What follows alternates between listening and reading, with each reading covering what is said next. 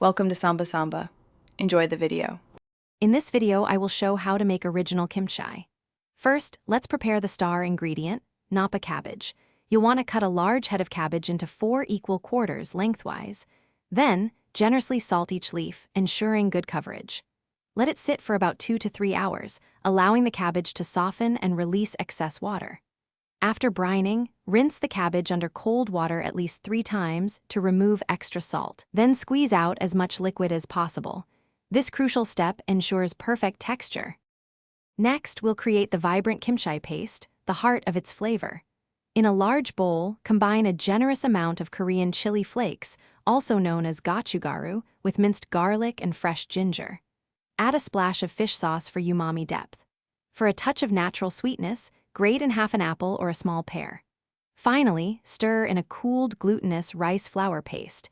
This helps bind all the ingredients together, giving your kimchi that signature thick coating.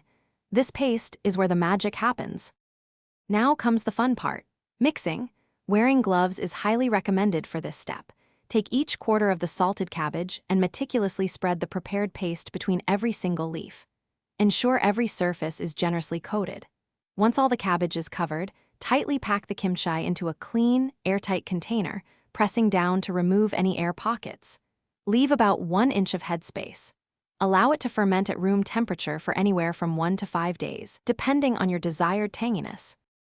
After its initial fermentation at room temperature, your delicious homemade kimchi is ready for the fridge.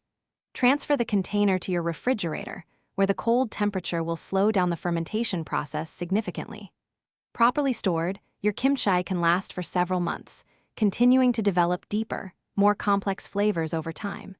Enjoy it as a zesty side dish with almost any meal, or incorporate it into stir-fries, stews, or even grilled cheese sandwiches. It's incredibly versatile and wonderfully flavorful. Thanks for watching. Consider subscribing if we helped you.